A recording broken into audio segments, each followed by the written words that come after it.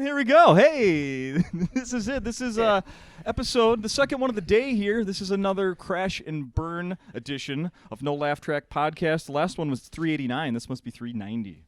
Let's go with that. 390 or 389A, however you want to call it. It's the second one of the day, this time with John DeBoer and Robert Baril.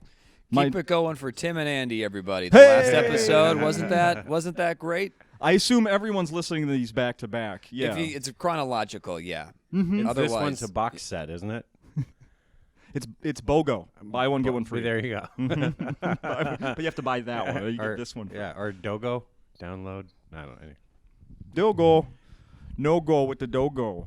So how are you guys? You did one night so far of Crash and Burn. This is Wednesday afternoon. We're recording this. Mm-hmm. How'd you think it went? I thought it went all right. I mean, it is the first night and brand new stuff.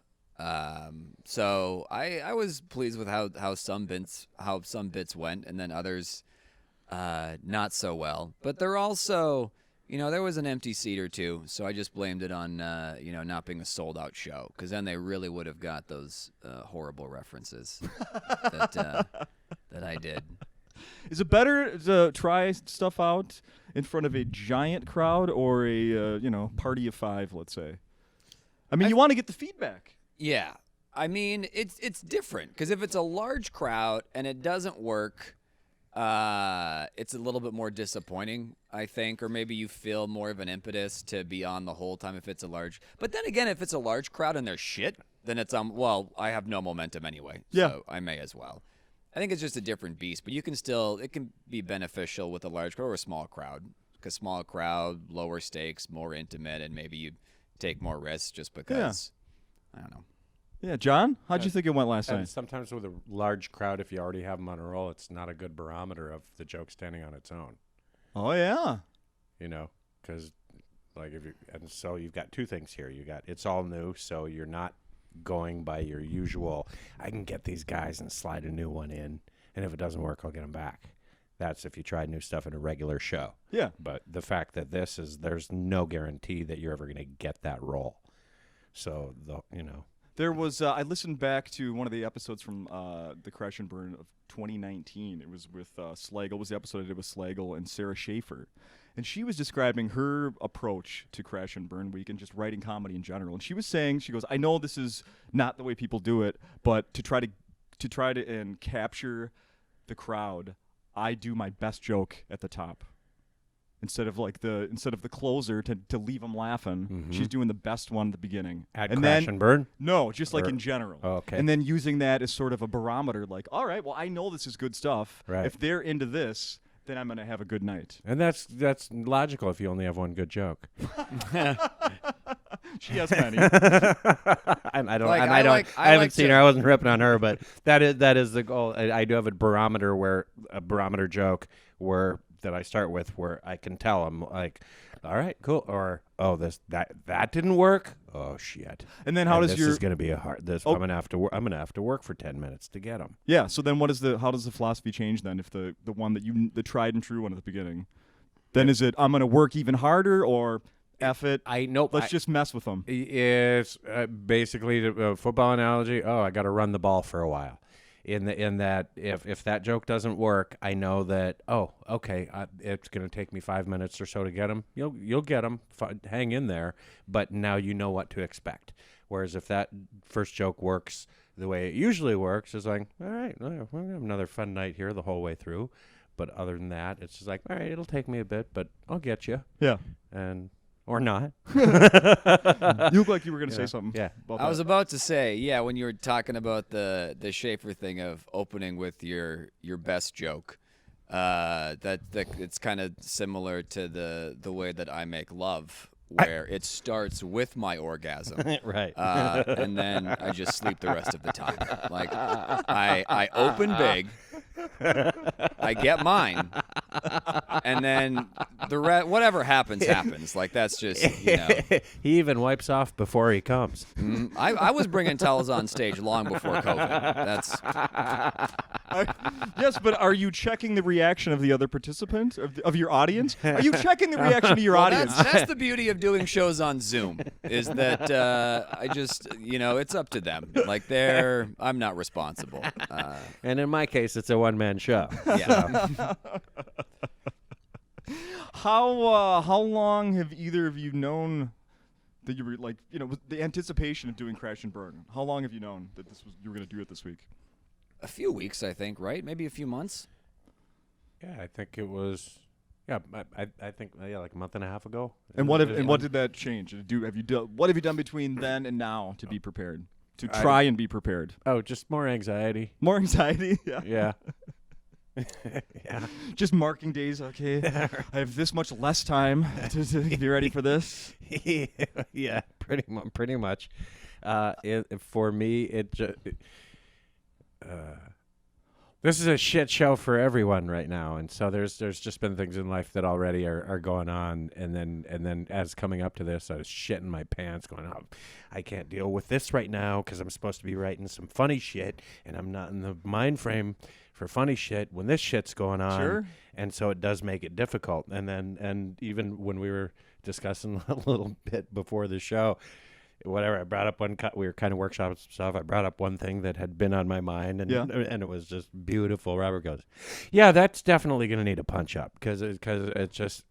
But once I'm here and the show started and whatever, it's like, yeah, don't go that direction. Do this stuff.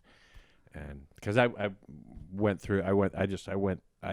basically I knew this was coming, but I really started writing it down in a list. Okay. Yeah. 2 nights ago, and I went through all of my notes since 2009 Yes. to mine it for things I might have missed. And I and I think you ended up said with that a on list. stage last I night. did. I think I told that story, and that's exactly how it happens. And what I told Robert today is like, you look through this, like literally thousands of entries, and then it became very apparent to me, if that's how I think and that's how I write, it is clear to me now why I have not made it. And so, if I was a physical product, I'd be rejected. Like physical product. Maybe 1 out of 100 is like any more than 1 out of 100 bad. Something's wrong on your assembly line. But when 1 out of 100 is good, that's a fucked up assembly line. And so, I was fascinated when you said that last night on stage. I was watching from Zoom. I was fascinated that you are going back. And could you talk a little bit more about that? Like, you don't need to list the premises, but just Sure. like, were there? I assume, and I think you said that last night. There's some things that that you just couldn't even talk about now, right? Or if you're just I think you said something about your progression. I saw some of John's list, and a lot of the earlier stuff in parentheses. It said "deliver in blackface," and I can say what I'm talking sure about. that didn't age well. He's gonna have to find another way to perform those. I thought they were funny, and maybe that's more of like a you show a buddy kind of thing, but you certainly want to retool it. I would say if you're presenting it to a live audience in this day and age. Mm-hmm. So you knew what I was talking about. Yeah, Perfect. yeah. I mean, maybe you could be Justin Trudeau's speechwriter. God, yeah. I mean, I feel like there's certainly maybe you keep doing what you're doing, you just find a different vessel. Right. I think he really did sum it up. Yeah. That way. That's so great. So many ways. To me too, it just shows how fleeting a certain thought can be. We're all full of shit. All we do, we're whoopee cushions, man. And just because you think something doesn't make it true, doesn't mean you own it forever. It just means with the things you had going into your brain at the time and the things you were feeling at the time, this is the bullshit sentence that came out. Yeah. based on everything you knew and felt at the time. But that can change tomorrow. And that I can like the change fact- with a new experience, by meeting a new person. I mean, just so many things. You sort of tied that in last night to being, if I got this right, about like, and then you don't, we've talked before, you don't have social media. Right. So these thoughts of yours Right. that maybe have changed over the years Right. or weren't complete ones or whatever, they're not still floating out there. Right, for absolutely. people to- yeah. Absolutely. Uh-huh. Yep. Still happy with that decision then? Clearly. More than ever. More than ever. More than ever. More than ever. Because also too, nobody else can trigger me the way that people get triggered on social media. There's a compact with communication, whereas if you say something to me, I have some obligation to say something back, Yeah. even if it's high. Okay, so if somebody says something online, look at Jim Gaffigan. He tried to stay out of it. Yeah. But even someone tweaked him, and now he's like, fuck that. You're an asshole. And my bar is so much lower than his. And so, Sure. So that's the only, the I've best started- defense is to stay out of range. I've started know? a social media account for John that leans pretty heavily alt-right. A lot of Russian bots. I just feel like he should have a presence. If he's not going to do it, I'll step up the slack. I mean, at A lot least of QAnon stuff. Yeah. He's got a lot of followers that he wouldn't want to have in real life, but online he's send him out a link to free tickets. yeah. Right. I think that's a good idea about giving him a little presence. I mean, even just something to tag for, appearances like when you're doing shows. You need that at John DeBoer. So what if it's Why does everybody... extremely controversial? No, why does everybody need a monument? When I'm gone, I'm gone. My words are gone, and that's it. Move along. Really? For the listeners, he has leaned back in his chair and now has both of his legs on the small table in front of him that he did as soon as he said, "When I'm gone, I'm gone." And I half expected him to die. Like I thought he was. And peace out, motherfuckers! And then he just dies next to me. Right. It'd be epic. This is how I want to go. Yeah. The back of the chair just kicks out, and he like is on the floor. Yep. Oh, wow. Very dramatic. Didn't see it coming. Went out with a pratfall. Yeah. Showed up late, left early. They have to change the name of the show to No Pulse Track. Oh, we should end it with the no, doot, doot, right. Yeah. I'm having on my gravestone. I'm gonna have the icon for every social media service out there. Oh, yeah.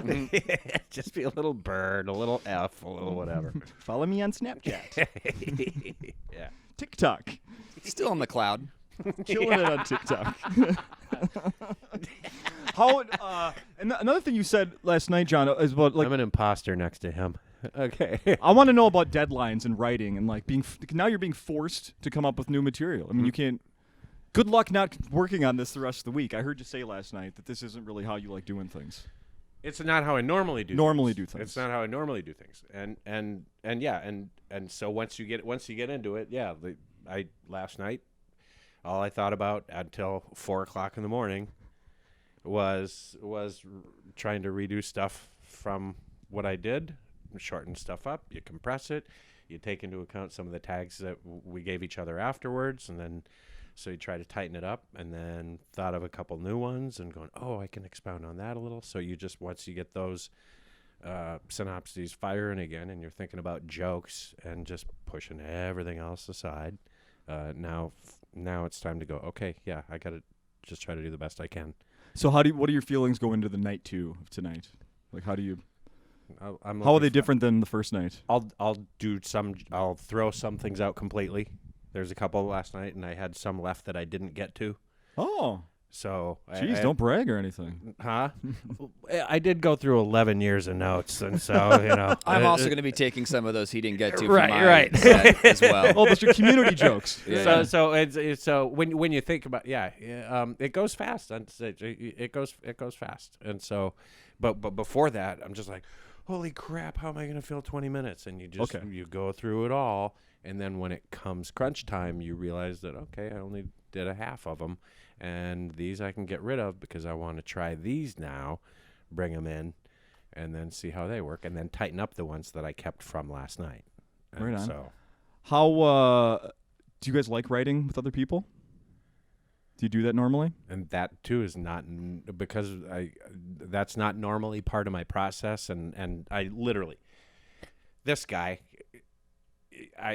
he's so damn quick that my brain almost shuts down around people who are as funny as him. Interesting. And I feel like, if I say something funny, it's a fluke. I'm just best trying to make my own experiences funny, because I can't compete with that. That's it. That's it. Good night, everybody. but that hey, that's Congrats on your tight 20 minutes after one night. Yeah, no, there's an accomplishment definitely no one's some ever stuff done. that needs to be tweaked. Thank you, John, for the kind words. I don't know about that, but this is definitely I love this. Like this, I'm always trying to think of the next line, the next joke or tag and stuff, and I'll come here even when I'm not working if a buddy's performing or something, and I probably annoy them because then afterwards I'm just like, oh hey, I got 2 or 3 lines for you, and it's really funny. It's really funny watching their reaction after them, because like I approach them like a fan or whatever, and they're like, oh you like this, and then it's always nice when they're like, oh yeah, that's really, and then sometimes they're like, well, maybe I'll work on it. And you're like, okay, all right, maybe I should pump the brakes on this a little bit. But this week is great because it seems like a comedy boot camp. Yeah. We're getting together, constantly working on jokes, and it's almost as if the performance part is secondary, just because, I mean, we're already, not as much during COVID, but the performing is going to happen regardless. Yep. But the getting together day in and day out with 3 other comics going over material, maybe try this angle, maybe tweak that, that's rare. Yeah. And so that's been the most fun saying this one day in. But it's really enjoyable to be a part of and think of lines for other people, have other people give you lines. I don't usually get people that come up to me after shows with joke suggestions. And I don't know if that's just because I'm fucking killing it. Or You've mastered it. Well done. There's nothing else I can do. But so it's nice that once all the sets are done and we get together, and hearing different angles and perspectives and stuff is always beneficial. Yeah. And then maybe the joke that suggested doesn't work, but it gets you thinking of, but then I could go this, and I could say this instead. Mm-hmm. And that's great. And it's not just. It's amazing to get to work with this combination, Andy, Tim, John, but then other comics have also been coming by too, which is nice. It's kind of a magnet for other comics in the area. Will Spotted Bear came by last night and hung out. Oh, hey, try this, or maybe you don't. That South Park did that. Like, yeah. Oh, okay, well, all right, that's out of the pile. So yeah, it's been a really fun time so far. Did you? I don't think we've covered this. So, like, John went through a bunch, like 11 years of notes. Did you have 11 years of notes? 5 years of notes? Did you look back on stuff that you haven't used, or maybe just? Oh, I don't wanna. I'm afraid. I mean, a lot of acne jokes, probably. A lot of. I'm almost afraid that, like, going back into my notebook, I would just. It's like traveling back in time to like the embarrassed open micer and stuff, and like I don't even want to. Nope, I'd rather.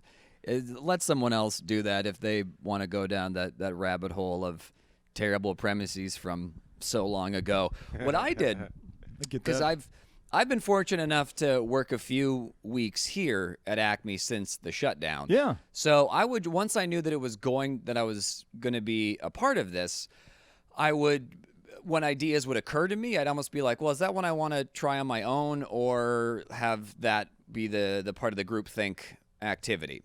Good idea. So, yeah. And then sometimes I would like, okay, I want to work this out this week. Or if it was something like ripped from the headlines that I wanted to talk about, then I wouldn't do it now, and I can just do that for this week if something comes up. But there were others where it was like, oh yeah, I'm gonna hold off on that, and I just kind of compiled a separate list of wait till that week jokes. That I did too. I did have some. It wasn't all just from 11. I did have some new stuff, but again, I'm like, yeah, I need to go mine some stuff as well. So, and that actually, what that's weird is that's some of that stuff ended up at the bottom of the list that I get to try tonight. Is some of the stuff that I have sat on and tried not to, and just like, nope, not going to do that one. And sometimes when you're just around funny people and you just converse and start riffing, then the ideas occur while you're doing that. Like I think I did 5. You watched the Zoom show. Yep. I did probably 5.5 minutes on how awful heaven would be for Jesus because he's surrounded by his dorkiest fans, and we just came up with that in the atrium, just riffing. I'm like, I'll talk about that, and that wound up being like a quarter of my set was just I didn't have anything written. I had a joke about how Christian music's judgmental, really breaking new ground with that take. And then just talking, we came up with that, and that's going to be like the gem of my set for the week. Well, then I have a probably. specific question about that, if you don't mind answering. The part where you had the thing about like replacing Jesus' name. In the songs. Yeah. Is that an idea that just came up before the show last No, night? You've that had was- that on the burner. Yeah, that was an old one. It's just weird how sometimes you have ideas stick in your head from many years where you're like, maybe. But that's the one afterwards. Spotted Bear's like, South Park did that. And I was like, oh, okay, well, that's gone then. Oh, no kidding?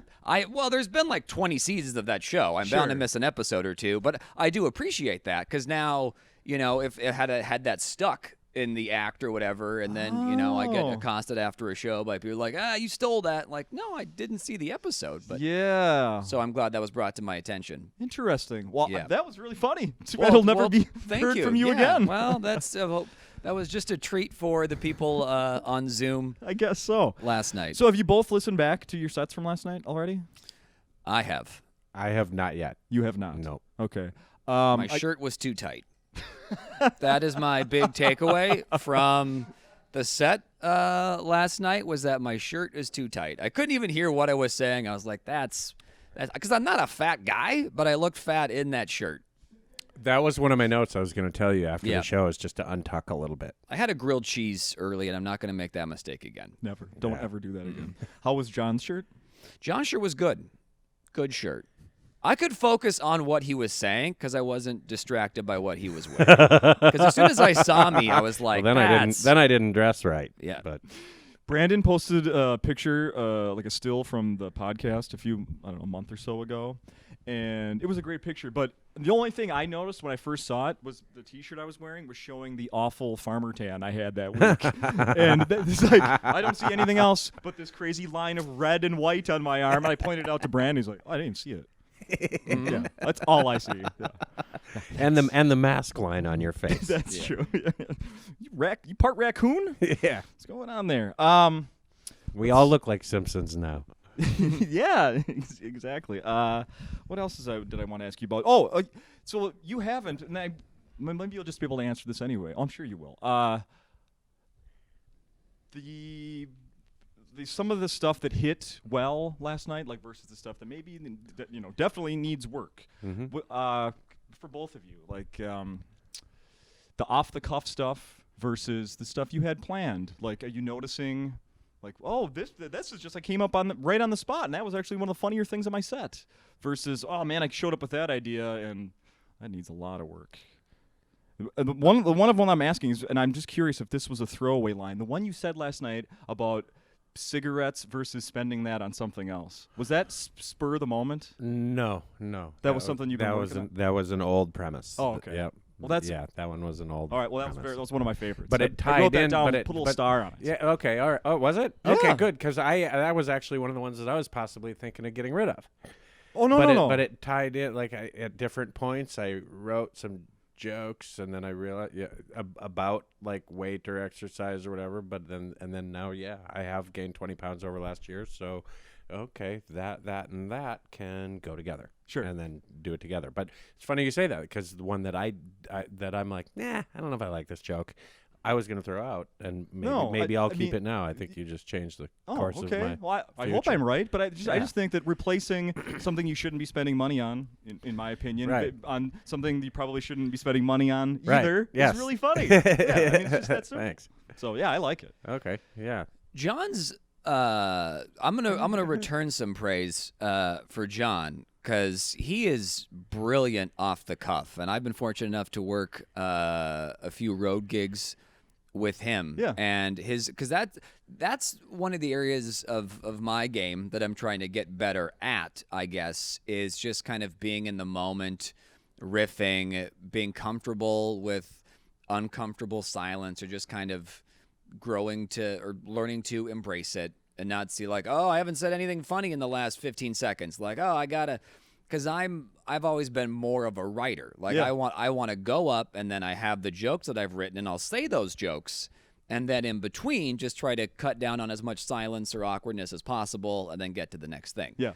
So it's a little bit out of my comfort zone a little bit once, like if I'm done, like if I've gone through my notebook and I've said all of these, now there's nothing left, and then it's, all right, hey, what's, then it's almost, all right, well, remember that thing I said 10 minutes ago? I just thought of something for that. You know, it's just not, it's not a smooth thing for me. So that's been my focus, I guess, is like having jokes that I think are good that I'm saying, and then in between bits trying to relax or maybe try to find something else and just work it out on stage in live time versus just trying to overwrite and then just going up with 1,000 jokes and then just going right through those. And that's my set. Yeah, I mean, like I told you, I think it was before we started recording. You seemed, out of the 4 people last night performing, you did seem like the one who was like, almost seems like he's done these before. I did, and I'm not accusing you of doing that. No. For the record, I don't know which camera we're on here, but for the record, I'm not accusing him of that. But it's just, and I think that goes along with what you just said about how having it more. It was overcompensating. It was, I don't have a lot of confidence in myself to be funny off the cuff, I think. Okay. So I put a lot of time into like, I think this is a good premise. Here's 4 jokes for it. Here's a possible angle I could go after that.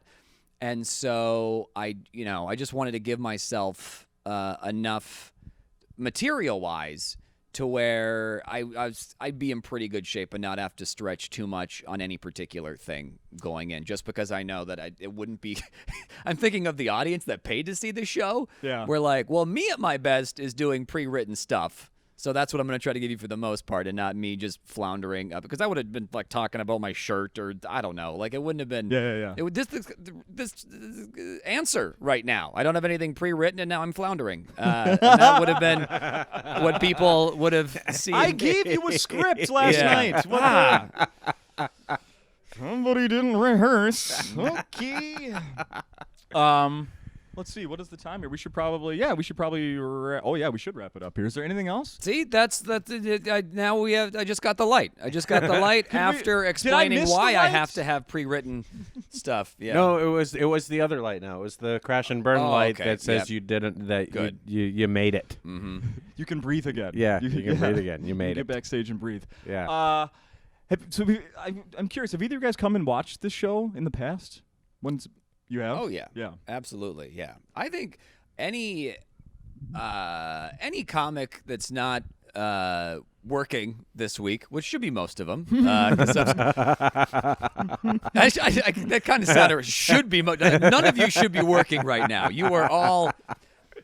I just mean that it's such a fun experiment, and I think you can only gain knowledge of comedy, of this, if you see people like live trying to develop an act. Yeah. I think I remember one year, I forget who the others were, but I know Kevin Bozeman was doing it, whom I love. Yeah. I've been lucky enough to work with him a few times, and just to, because I think part of it is when you see headliners here, they're just killers. Right. And so it can be very intimidating if you come here and you watch Dana Gould, you watch Andy Kindler, you watch whoever, and they just destroy Jimmy Pardo, and then you're like, oh, well, what am I even doing? Yeah. But then if you come Crash and Burn week and you watch an absolute killer go up on a Tuesday, and Chad Daniels was part of it last year. Mm-hmm. He didn't kill every night. And that's inspiring. Mm-hmm. That isn't, because then you're like, oh, okay. Yeah. You know, it's almost like if you want to be an NBA player and then you get to go watch LeBron James miss layups and free throws, and you're like, oh, okay. You know what? Everybody's human. What you just said is one of the things I wrote last night after I got home. I'm going to do it right here and take notes from you guys. You're going to shoot hoops with LeBron? Nope. Just I'm going to workshop one real quick with you. Here's a little sample. Okay, this is a peek behind the curtain. Right, John exactly. is running a bit by me. Right, okay. because you just made a very valid analogy, and you described exactly what this is. You know, by saying that, by talking about LeBron and all these people who, God, they look so perfect, and then you come and see this, and it was. I've always loved coming to see Tim work. He has one of the most clever acts in the business. He just makes it look so easy. And when I saw his new material last night, I realized how much work it takes him to get there. Yes. Yep. But that'll only work this week anyway. Or anytime you're working with him. But that's exactly what you just said that is the fun part about it, and the fun part about comedy, and what this is really cool. And like you were saying, whereas normally you may tag someone, give them a tag or whatever, and it may or not be invited, but here it's expected and invited, and hey man, let's just do it. Let's just try to help each other out, have some fun with it, and get something out of this week that will stay in the act. And the solidarity is what's really great, is because there are times where, you know, if you're working on a whole bunch of new stuff, because I know there are times where I'll come here pre-COVID open mic, and it's like, okay, I got like 4 or 5 new things I'm anxious to try out. But then it's just one of those nights where Greg Coleman goes up, destroys, Tim Harmson goes up, destroys, and the room is just magic, and you're like, I'm not fucking doing this new shit now. Right. So then you know, and then it's almost like, I don't want to be the one that drops the ball. Yeah. So it's nice that everybody is doing new stuff. So then it's the pressure really isn't on to go up there and just, you know, not be the one to let it. I mean, there is a little bit of that, right. But we're all doing new stuff together. So it's like, okay, we're all in this together. It's not. We're in the same place and not going up there to just, you know, do the hits and blow the roof off the place. Oh, I love that. That was great. That was absolutely great. Well, let's put a bow on this thing. I appreciate you guys spending the, whatever it did, half an hour here doing this. Let's point out to everyone, of course, they can come to the shows here, the socially distanced shows, and see them in person still.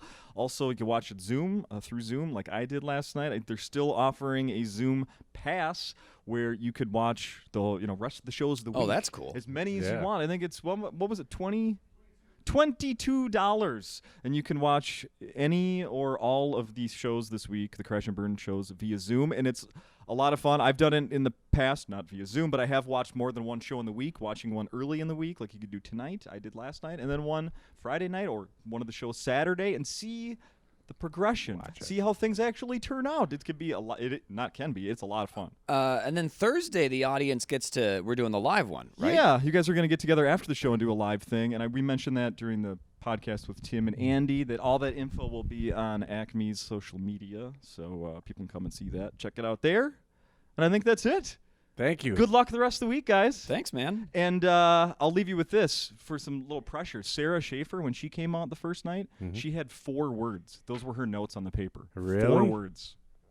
Could you do that? But the first one was her best word.